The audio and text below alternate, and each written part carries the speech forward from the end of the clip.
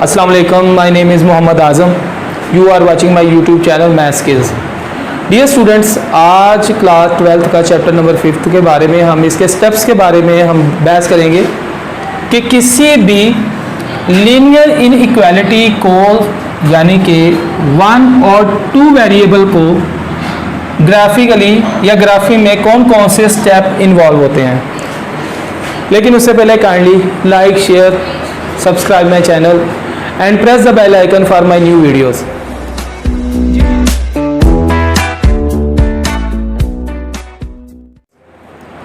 जी dear students, steps graphing के अंदर linear inequality, चाहे वो 1 वेरिएबल है चाहे वो 2 वेरिएबल्स हैं, इनके अंदर जब हम ग्राफ बनाते हैं, ग्राफ जब बनाते हैं उसके अंदर जो स्टेप इन्वॉल्व होते हैं, कौन कौन से स्टेप हैं, किस तरीके से किए जाते हैं, पहले कौन सा स्टेप है, उसके बाद अगला जो स्टेप है वो कैसे है, वो मैं आपको पूरी तरतीब से बताऊंगा। सबसे पहले तो स्टेप 1 जो है, पहले देख लें स्टेप 1 क्या है। राइट लीनियर इनइक्वालिटी इन एसोसिएटेड और कॉरेस्पॉन्डिंग इक्वेशन। कोई भी इनइक्वालिटी है, चाहे वो 1 वेरिएबल की है चाहे वो 2 वेरिएबल्स की है, मैं वो पहले बता चुका हूँ आपको हमारे जो पहले सबका लेक्चर है कि लीनियर इनइक्वालिटी क्या चीज़ है, चाहे वो 1 है चाहे वो 2 है, उसको सबसे पहले आपने एसोसिएटेड और कॉरेस्पॉन्डिंग इक्वेशन में लिखना है।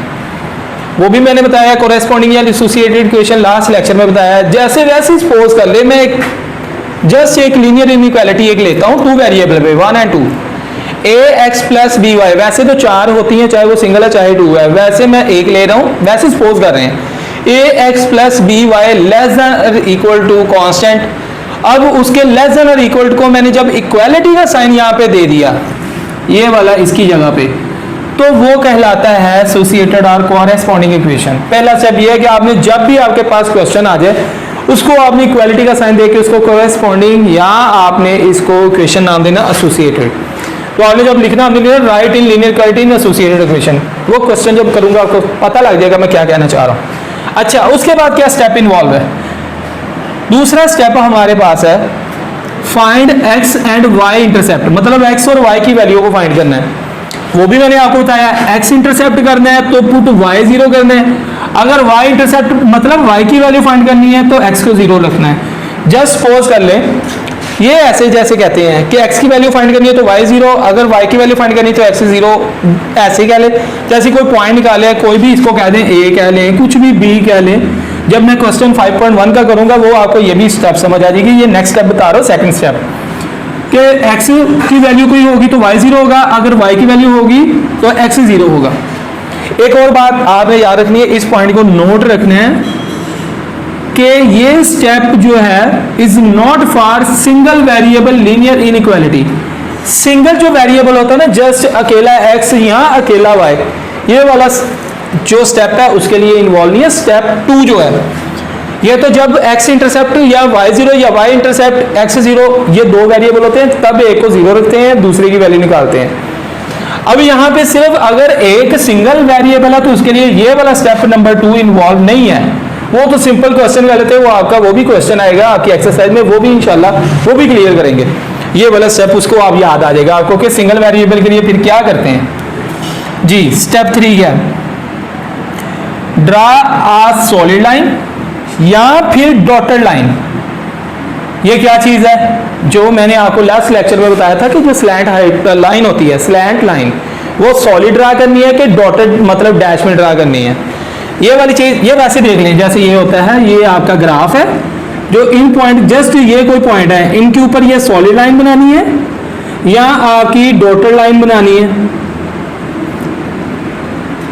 कोई भी लाइन जब आप स्लैंट लाइन बनाते हैं तो वो लाइन बनानी है। अब क्या बनानी है, वो कहता है सॉलिड लाइन अगर बनानी है तो आपके अगर ये वाली इनइक्वालिटी सवाल के अंदर इन्वॉल्व हो जाए, less than equal to greater, मतलब इक्वल का साइन अगर आ जाए तो सॉलिड लाइन बनानी है, मतलब ये सीधी ऐसे बना देनी है, ऐसे सीधी, ठीक है ये। और अगर आपके इक्वालिटी का साइन नहीं ऐड, मतलब ये वाली इक्वालिटी का साइन नहीं है, less than less than greater than आ जाए तो फिर डॉटेड लाइन, सॉलिड लाइन या डॉटेड लाइन आपकी स्लैंड लाइन होती है, सॉलिड लाइन बनाएंगे अगर ये वाले साइन क्वेश्चन में आ जाए, और अगर लेस देन इक्वल आए, इक्वालिटी का साइन आए, लेस देन ग्रेटर देन आए, इक्वालिटी का नीचे से साइन आए, तो तब आपने डॉटेड लाइन बनानी है। बाय ज्वाइनिंग टू इंटरसेप्ट्स, मतलब दो इंटरसेप्ट, एक x और एक y को ज्वाइन करने के लिए सॉलिड बनानी है कि डॉटेड बनानी है वो मैंने आपको बता दिया। अगर इक्वालिटी का साइन आ जाए तो सॉलिड बनाते हैं, अगर नीचे इक्वालिटी का साइन आता है तो डॉटेड बनाते हैं। मोस्टली आपका चैप्टर 5th जो है वो ये वाली इनइक्वालिटी के साइन है, तो इसलिए सॉलिड लाइन बनेगी हमारे ज्यादातर क्वेश्चनों में यही बननी है हमारे। अच्छा जी, स्टेप 4 कौन सा है? चूज आ टेस्ट पॉइंट, मतलब कि आपने अपनी इक्वेशन जो आपकी ये वाली लेस देन और ग्रेटर देन जो भी आपकी इक्वेशन होगी इनइक्वालिटी के, उसमें x और y की जगह पे 0 0 पुट कर देना है एज अ टेस्ट पॉइंट। ज्यादातर आपने आई लाइक टू डू, मतलब मैं ज्यादातर ओरिजिन के टेस्ट x और y, ओरिजिन पे x और y 0 होते हैं, मैं ज्यादातर यही ही पुट करते हैं, इससे पता लग जाता है ओरिजिन के जो टेस्ट होते हैं x और y को 0। टू डिटरमाइन द रीजन, क्या आपका रीजन कौन सा है जो आपने ग्राफ करना है, एरिया, शेडेड एरिया, वो आप डिटरमाइन करते हैं कि ओरिजिन की तरफ के ओरिजिन से बाहर का शेड करना है, ये तब टेस्ट पॉइंट लगाते हैं x और y दोनों 0 करके। क्लियर है? ज्यादातर x और y को 0 पुट करते हैं। अब उसके बाद आपने शेड करना है the region according to the origin test, जो ऊपर वाला ये स्टेप है ना 4, मतलब आप जब 0 0 पुट करते हैं ओरिजिन टेस्ट पे तो उसके मुताबिक आप शेड करते हैं रीजन को, ये अगला स्टेप है। अब कौन सा करना है वो मैंने नीचे 2 पॉइंट लिख दिए हैं। ग्राफ जो होता है ओरिजिन की तरफ शेड होता है अगर graph will be shaded inward to the origin if the origin test will be true.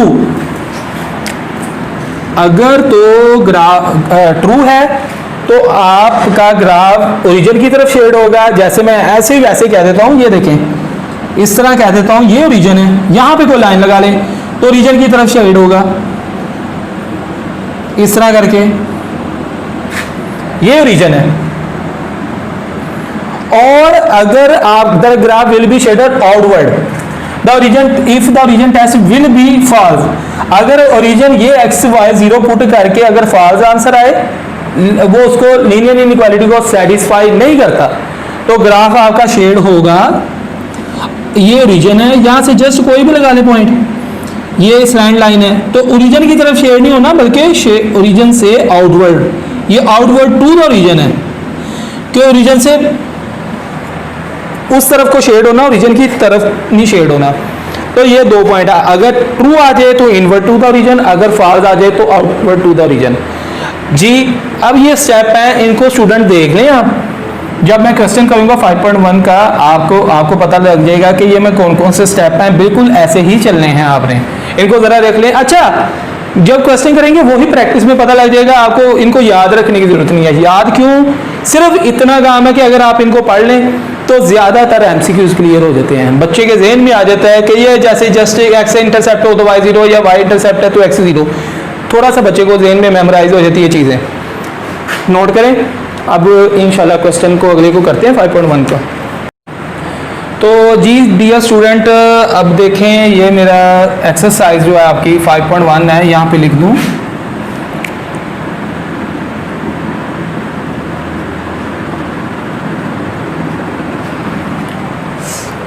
Graph the solution set of linear inequality in x y plane. आपने एक्स और वाई प्लेन के अंदर graph बनाना है, linear inequality का मतलब graph बनाना है आपने, basically graph है आपका।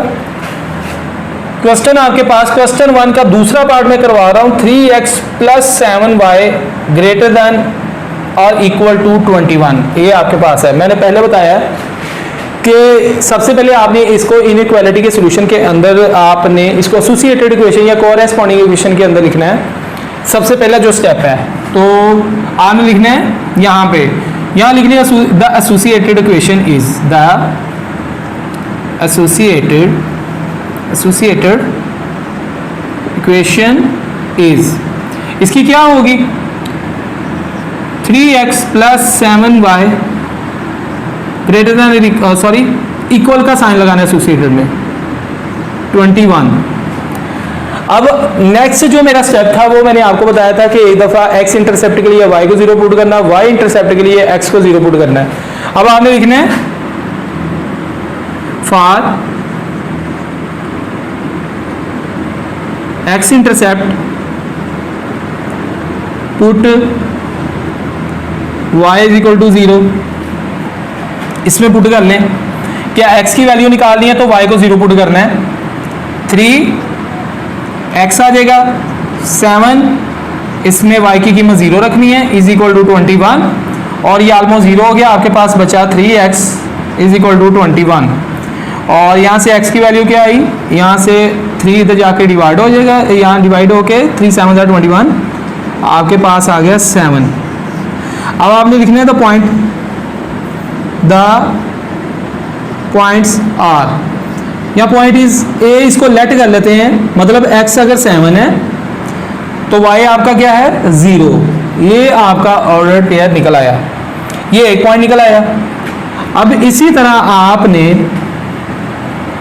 यहां पे लिखना है फॉर y इंटरसेप्ट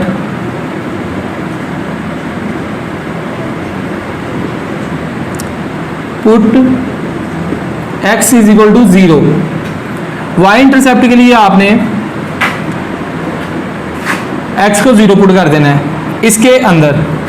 अब 3x की जगह मैं 0 लगाऊंगा, 7y एज इट इज 21, ये 0 हो गया, 7y is equal to 21, y यहाँ पे है, 21 के नीचे 7 डिवाइड हो जाएगा, y1 7 1 7 3 y की वैल्यू क्या है 3।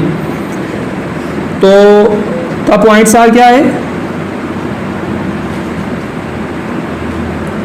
इसको b का नाम दे दें, मतलब x अगर 0 है तो y क्या आएगा 3, ये निकला हुआ है। ये 2 पॉइंट आ गए। अब चूंकि इसको टेस्ट इसका करना है कि ये टेस्ट इसका जो रीजन आपने शेडेड करना है वो इनवर्ट टू द रीजन है कि आउटवर्ड, तो आप टेस्ट पॉइंट तीसरा स्टेप जो मैंने आपको इन्वॉल्व किया था कि आपने x और y दोनों को 0 0 पुट करना है। अगर तो वो ट्रू होगा तो इनवर्ट टू द रीजन होगा, अगर वो फॉल्स होगा तो आउटवर्ड टू द रीजन होगा। अब आपने क्या करना है, यहां से देख लें आप इसमें पुट कर लें, put x is equal to 0 and y equal to 0। यहां पे छोटा सा लिख लें ओरिजिन टेस्ट,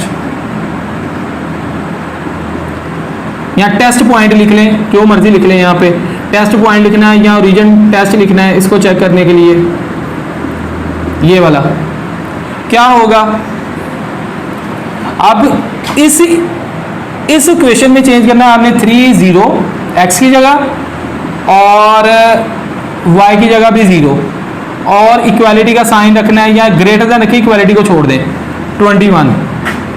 अब ये 0 ग्रेटर देन 21, अगर इक्वालिटी का भी साइन रख ले तब भी 0 सेटिस्फाई इस इक्वेशन को नहीं कर रहा, इनइक्वालिटी को सेटिस्फाई नहीं कर रहा। 0 कभी भी 21 से ना बड़ा हो सकता ना उसके इक्वल आ सकता है, तो दैट्स वाई ये वाला क्या हो गया, ये फॉल्स हो गया। तो आपका जो ग्राफ होगा वो ग्राफ इज शेडेड। अब यहां पर लिख ले the graph is shaded outward to the region, क्योंकि आपका स्टेटमेंट फॉल्स आया है, 0 कभी भी 21 से ग्रेटर नहीं हो सकता, तो ये स्टेटमेंट गलत होगी, तो इसलिए आउटवर्ड टू द रीजन। अब सबसे पहले आपने ये नोट करना है, ये जो मैंने पॉइंट बनाए हैं, एक ये और एक ये, देखा जाए मैक्सिमम पॉइंट कितने, दोनों में 7, जो मैक्सिमम है चाहे वो नेगेटिव में हो चाहे पॉजिटिव में, वहां तक आप ग्राफ के पॉइंट बना लें। मुझे यहाँ पे नजर आ रहा है 7, तो मैं आपका ग्राफ जो होगा 7 अप टू 7 तक कर लें। यहाँ पे मैं ग्राफ को इंडिकेट करने लगा हूँ,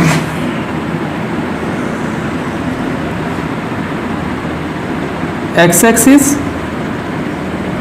ये नेगेटिव का है,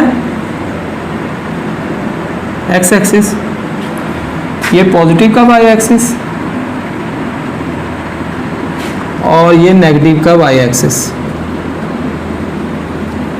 मैक्सिमम 7 पॉइंट तक ड्रा कर लें, 7 है 8 तक कर लें, एक बढ़ा भी लेंगे तो कोई हर्ज नहीं, 1 2 3 4 5 6 7 8 1 2 3 4 5 6 7 8 1 2 3 4 5 6 7 8 1 2 3 4 5 6 7 8। अच्छा, सबसे पहले ए पॉइंट पे 7 0 मतलब x की वैल्यू ये x कहलाता है और ये y पे 0 x पे 7 है, तो अकेला 7x पे देखना है। y तो यहाँ पे 0 हो गया यहाँ से और x 7 है। 1 2 3 4 5 6 7 यहाँ पे है जी, ये वाला पॉइंट है। मैं इसको ज़रा थोड़ा सा और प्रोमिनेंट कर देता हूँ, 7 पॉइंट। और इधर से y की वैल्यू क्या है 3, पॉजिटिव में है, ये पॉजिटिव y है। 1 2 3 ये वाला जी बचे। अब इन दोनों को मैं ज्वाइन करूंगा। अच्छा, यहाँ पे एक बात है, मैं डॉटेड लाइन से इसको ड्रा करूं कि सॉलिड लाइन से? अब मैंने अभी बात की थी पिछले कि यहाँ से अगर इनइक्वालिटी की बात आ जाए, अगर इक्वल का साइन आ जाए तो वो लाइन सॉलिड होगी, डैश यहाँ डॉटेड नहीं होगी। अगर इक्वालिटी का साइन आ जाए तो वो लाइन सॉलिड होगी। तो इक्वालिटी का साइन चूंकि आ गया तो मेरी जो लाइन ड्रा होनी है वो सॉलिड होनी, क्या होनी है? सॉलिड है। इनको ज्वाइन कर लें बाय ज्वाइनिंग। ये देख लें ज़रा, इस पर मैं ज्वाइन कर रहा हूँ। अब यहाँ पे ड्राइंग का कोई इशू नहीं है मेरा, बस देखना है आपने इसको। अप टू ये जाए मतलब कि आगे तक है, अप टू इन्फिनिटी लेवल तक ये पॉइंट्स है। अब मैंने अभी बात किया है ये ग्राफ शेडेड कहाँ पे होना है? The graph is shaded outward to the region, because कि आपका आंसर क्या आया है? फॉल्स आया। तो आपका जितना भी इधर क्या ग्राफ है, इधर वाले पॉइंट ये इस इनइक्वालिटी को सेटिस्फाई कर रहे हैं। इधर वाले पॉइंट सारे, इधर जितने भी अलोंग एक्स एक्सिस चाहे अलोंग वाई एक्सिस, आप जितने भी पॉइंट ड्रा कर लें ये शेडेड एरिया में, वो सारे जो क्वेश्चन में इनइक्वालिटी है वो जो आपकी आ रही है, ये इनइक्वालिटी इसको सेटिस्फाई करते हैं। ठीक है, क्वेश्चन को। तो अगर जितने ले लें, इससे पीछे वाले ओरिजिन की तरफ ये जितने भी होंगे, ये जितने भी आप इस क्वेश्चन के अंदर लगा लें वो उसको सेटिस्फाई नहीं करेंगे। तो ग्राफ जो होगा आउटवर्ड टू द रीजन, ये सारे पॉइंट जितने भी यहाँ पे लगा ले ये सारे इसको सेटिस्फाई करते हैं। अब बारी बारी, अब यहाँ पे तो इन्फिनाइट पॉइंट है, कितने लगा के आप देखेंगे। तो इसका मतलब यही होता है कि इससे आउटवर्ड जितने भी ये सारे हैं ये इसको सेटिस्फाई कर रहे हैं। तो ये graph is shaded outward to the region है। यहाँ पे आप बस पॉइंट का नेम लिख लें। यहाँ पे पॉइंट का नेम क्या है? 7 0, और इस पॉइंट का नाम क्या है? 0 3, और वो जो आपकी इनइक्वालिटी है, ये आपका आंसर है। ये क्वेश्चन 1 का दूसरा पार्ट है, इसको नोट कर लें। अभी तक इतना ही। इंशाल्लाह अगली एक्सरसाइज से अगले क्वेश्चन जो होंगे इंशाल्लाह वो अगले लेक्चर में क्लियर करेंगे। अभी तक इतना ही। अल्लाह हाफिज़।